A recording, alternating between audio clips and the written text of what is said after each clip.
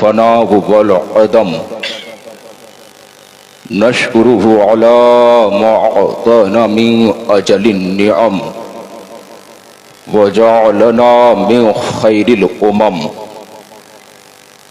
بالصلاة والسلام على سيدي ولد آدم صاحب السيف والملاحم والعلم دافع الكرب والبلاء والألم وعلى اتباعه من العرب والعجم سيدنا ومولانا محمد المصطفى صلى الله تعالى عليه وآله وسلم وخلفاء سعادتنا أبي بكر الصديق وعمر بن الخطاب وعثمان بن عفان وعلي بن أبي طالب وعلى صبطيه الإمامين الهمامين السعيدين الشهيدين أبي محمد أبي عبد الله الحسين رضي الله تعالى عنهم أجمعين. أما بعد فأعوذ بالله من الشيطان الرجيم بسم الله الرحمن الرحيم. قال رسول الله صلى الله تعالى عليه وآله وسلم من يرد الله به خيرا يفقهه في الدين. رواه البخاری ورواه ابن ماجہ. In the name of Allah, who is the Lord of the entire. All praises belong to Allah. Peace and blessing be upon the Prophet Muhammad Mustafa sallallahu ta'ala alayhi wa sallam. کیا کہنے عشق رسول کا دیا جلا کر محبت صحابہ کو اپنے سینے میں سجا کر اولیاء کرام کی محبت کو اپنے سینے میں شمع جلا کر محبوب دو عالم کی بارگاہ تقدس میں درود و سلام پیش کریں گے، جن کے بارے میں ایک عربی شاعر نے کہا ہے یا سید الجمالی و سید البشر من وجهك المنیر لقد نور القمر لا يمكن الثناء كما كان حقه بعد از خدا بزرگ تو یہ قصہ مختصر. اے کعبہ تیرے در و دیوار کو سلام، تیری چوکھٹ کو سلام. اے کعبہ تیرے کالے خلاف کو سلام، تیرے سنگ مرمر کو سلام. اے کعبہ پوری دنیا تیرے آگے جھکتی ہے. اے کعبہ تیرے آگے پاکستان بھی جھکتا ہے، تیرے آگے انڈیا بھی جھکتا ہے، تیرے آگے بنگلہ دیش بھی جھکتا ہے، تیرے آگے افغانستان بھی جھکتا ہے، تیرے آگے امریکہ، افریقہ، لندن، پوری دنیا اور ورلڈ جھکتے ہوئے نظر آتی ہے. اے کعبہ ذرا یہ تو بتا تو بھی کسی کے آگے جھکتا ہے؟ تو کعبہ سے جواب آتا ہے جن کے آگے میں جھکتا ہوں وہ محبوب عالم صلی اللہ تعالی وسلم. جبھی تو بریلی کے تاجدار پکار اٹھتے ہیں جن کے سجدے کو محراب کعبہ جھکی، ان بہوں کے لطافت پہ لاکھوں سلام. اسی رسول ہاشمی کی بارگاہ تقدس میں آپ اور ہم سب مل کر کے درود و سلام پیش کرتے ہیں اور پڑھے بابا سے بلند اللہم صلی علی سیدنا مولانا محمد بارک وسلم صلو علیہ صلاۃ و سلام علیک یا رسول اللہ صلی اللہ تعالی علیہ وآلہ وسلم. آپریٹر صاحب سے گزارش ہے کہ مائک کی آواز کو بڑھا دی جائے، مائک کی آواز کو بڑھا دی جائے. ایک کو نارمل میں رکھیں بہتر ہوگا کیونکہ مجھ کو سمجھانا مقصد ہے. دنیا کہتی ہے کہ جہاں جمع غفیر ہوتی ہے تو وہ جلسہ کامیاب ہو جاتا ہے، لیکن در رشیدی سے نسیم اختر رشیدی بول اڑتا ہے کہ جہاں کروڑوں کا مجمع ہو وہ جلسہ کامیاب نہیں، بلکہ اگر اس جلسے میں عمل کرنے والے 10 ہو تو وہی جلسہ کامیاب ہوتا ہے. جلسے میں عمل کرنے والے 10 ہو تو وہی جلسہ کامیاب ہوتا ہے. ہمارے جلسوں کو تو جوانوں نے بگاڑ کر کے رکھ دیا ہے. آج خطابت کو ترجیح دینے کی بجائے آج وہ نعت خوانی کو ترجیح دیتے ہیں. نسیم اختر رشیدی نعت خوانی کے خلاف نہیں چلتا ہے، بلکہ وہ تو کہتا ہے کہ نعت پڑھنا بھی عبادت ہے، لیکن اس سے کئی گنا زیادہ ترجیح دے تقریر کو، کیونکہ تقریر سے خطابت سے آپ کا ایمان تازہ ہوگا. آپ اسلام کے شمع کو جلا سکتے ہیں، آپ اپنے ईमान को फरोग दे सकते हैं, क्योंकि उलमा किराम आप ही के लिए भेजा जाता है जो इस्लाम पहुंचाने के लिए आते हैं, जो तबलीग इस्लाम के लिए भेजा जाता है। क्योंकि कुरान करीम में रब कदीर इरशाद फरमाता है, वमा कानल मुमिनूना लियंफिरू काफा फलौला नफरा मिन कुल्ली फिरकतिन मिनहुम ताइफा लियतफक्कहू फिद्दीन लियंज़िरू कौमहुम इज़ा रजऊ इलैहिम लअल्लहुम यहज़रून। रब कदीर कुरान मजीद में फरमाता है कि रब कदीर उलमा की जमाअत को उन लोगों में भेज देता है जो लोग गुमराही में भटकते हुए नजर आते हैं, जो लोग गुमराही की राह को इख्तियार कर लेते हैं, उस जमाअत में रब कदीर उलमा की जमाअत को भेजता है। और वही उलमा किराम उन लोगों को डराने के लिए आते हैं जो लोग यहूद व नसरा की राह को इख्तियार कर चुके हैं। आज तुम गाने फिल्मों को तो इख्तियार कर चुके हो, मूवियों को तो इख्तियार कर चुके हो, कभी घबराना मत, सुनना एक ही सजा रब कदीर ने रख दिया है मैदान महशर में। आज उलमा खिताबत के जरिए से, तकरीरों के जरिए से समझाने की कोशिश करते हैं, लेकिन आप समझते नहीं है कि उलमा की गलती नहीं, उलमा की गलती सिर्फ ड्यूटी को अंजाम देना। उलमा की ड्यूटी है कि रब कदीर के कर्म से, रब कदीर के फजल से जो इल्म मिला है उस इल्म को फैलाना होता है, उसके अलावा कुछ नहीं। हम रब कदीर की बारगाह में जवाब दे सकते हैं, मौला हमको तूने जो जितना अता किया था वो तो मैं कौमों के सामने बयान कर दिया था, कौमों को बता दिया था, लेकिन तेरी ये बदतरीन ऐसी कौम थी जो मानने के लिए तैयार नहीं होती थी, ये पब्लिक ऐसे थे जो मारने के लिए तैयार नहीं होते थे। तो उस वक्त क्या जवाब दीजिएगा? अभी तो आप भाग जाते हैं, दरबदर भागने के लिए तैयार हो जाते हैं। जरा वो जो बता रहा हूं सुने साहिब जी, कि उलमा को आने का मकसद यही है कि वो अवाम तक मैसेज को पहुंचा दे, वो अवाम तक पैगाम को पहुंचा दे। अब रब कदीर फरमाता है, इज़ा रजऊ इलैहिम, जब तुम्हारी तरफ वो लौट करके आ जाए, ये कौम अगर उलमा की तरफ लौट करके आ जाती है तो रब फरमाता है कि हो सकता है वो बुराइयों से बच जाए, हो सकता है उसके दिल में ईमान को भर दिया जाए, हो सकता है कि उसके दिल में हिदायत की पाक आ जाए। कभी घबराना मत, सुन बुखारी शरीफ की हदीस पाक है, सरकार फरमाते हैं, मैं युरिदुल्लाहु बिही खैरन युफक्किहु फिद्दीन व इन्नमा अना कासिमुन वल्लाहु युती। सरकार फरमाते हैं, Allah gives understanding of religion whatever wants.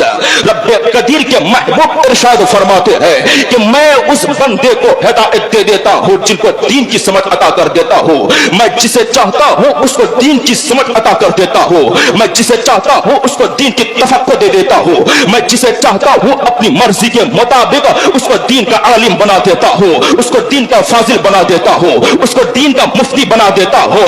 ये घबराना मत, तुम जाहिल कौम हो, रब कदीर जाहिल कौम ही में आलिम को पैदा फरमाता है।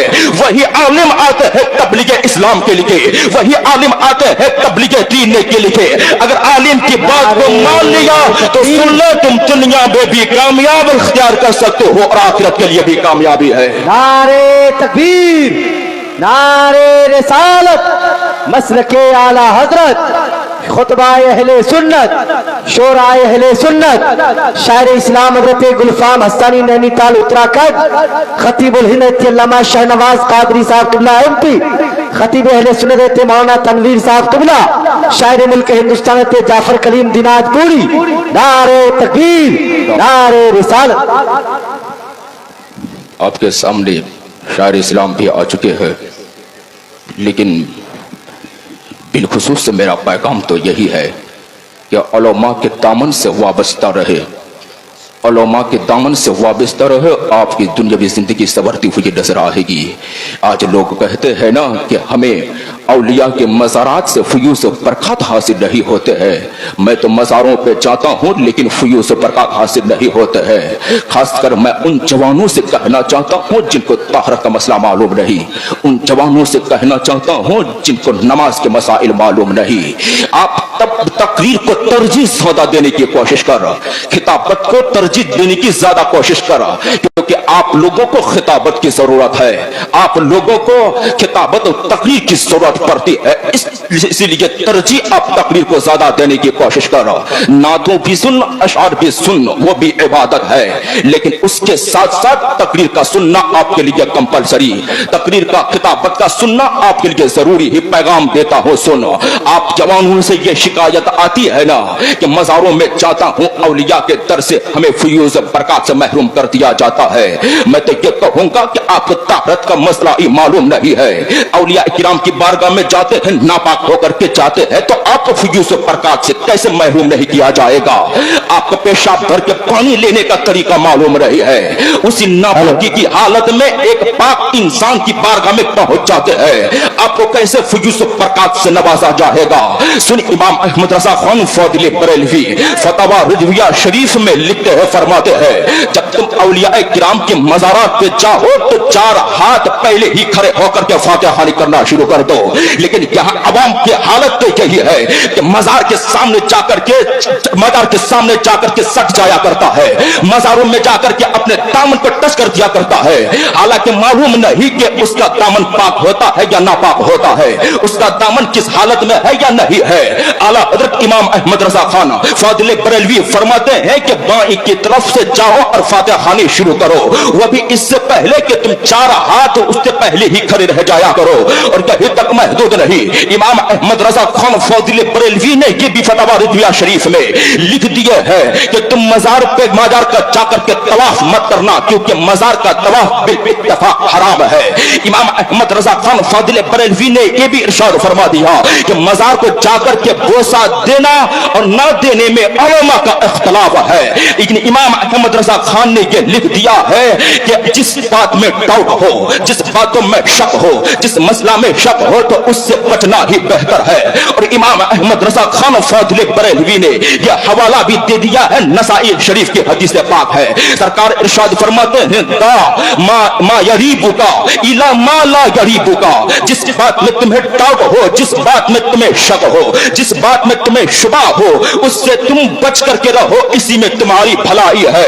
लेकिन आज ने हमने जिस जिंदगी को अख्तियार किया है, जो ये लव स्टोरी की हालत चलती है, एक गैर महरम लड़की के दरमियान और एक गैर महरम लड़का के दरमियान, इसको यूं समझ करके बैठ गया है जैसा कि कोई बैटिंग कर रहा है और कोई बॉलर बॉल फेंक रहा है, उसको खेल समझ करके बैठ गया है। लेकिन उस नादान को इतना मालूम नहीं है कि एक गैर महरम लड़की जब घर से बाहर निकलती है बगैर हिजाब के, बगैर नकाबे फातिमा को लेकर के निकलती है, तो शैतान सवार हो जाता है, शैतान उसका पीछा करना शुरू कर देता है।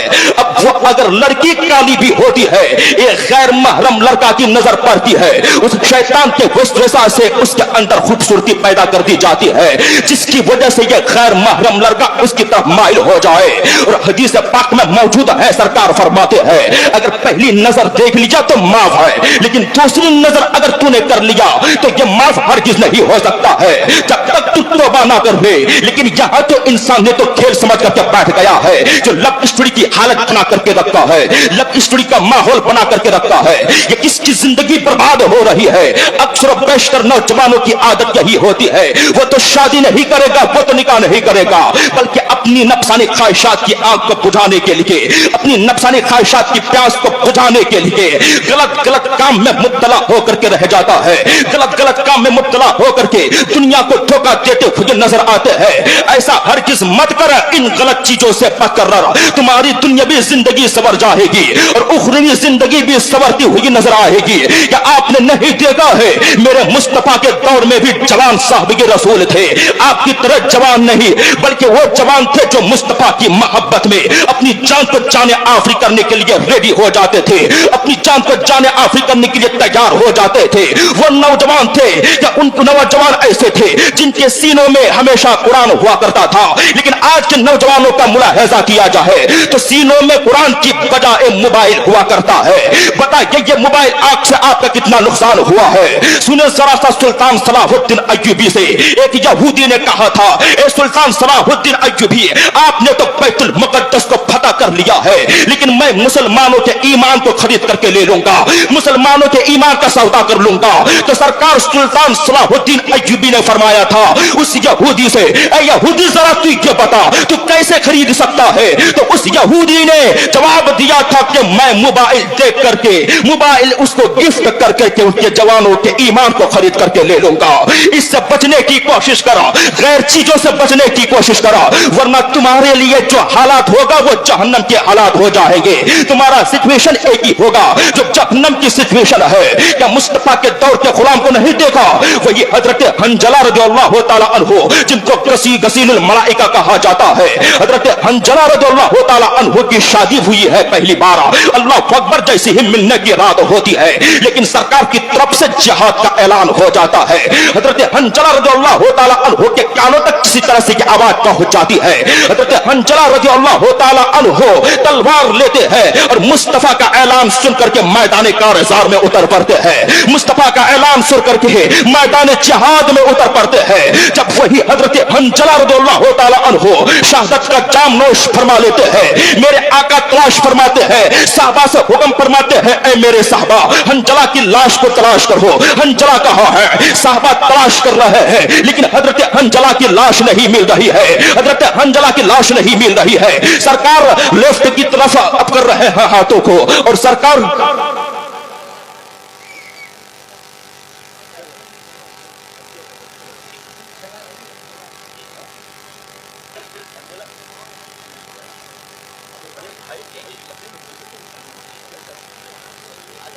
ये शायर साहब जो है हंजला में इख्तिलाफ करता है। अब ये इसको इतना भी मालूम नहीं है कि तकरीर में जो गुफ्तगू, ये नात नहीं है आपने रख के आकर के पढ़ लिया तो हो गया, समझे ना? ये नात नहीं है। आप लोग जो है ना, अरे हजरत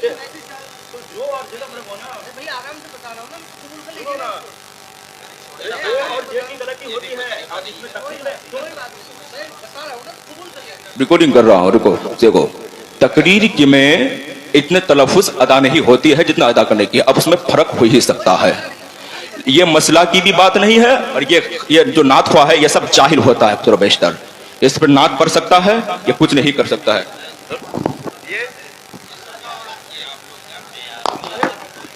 कोई बात नहीं है, मेरी बात सुनिए। अस्सलाम वालेकुम। ये जो लफ्ज था ना वो हंजला है जैसे, समझे? मेरी बात सुनिए। तो मैंने आराम से, कोई बात नहीं है।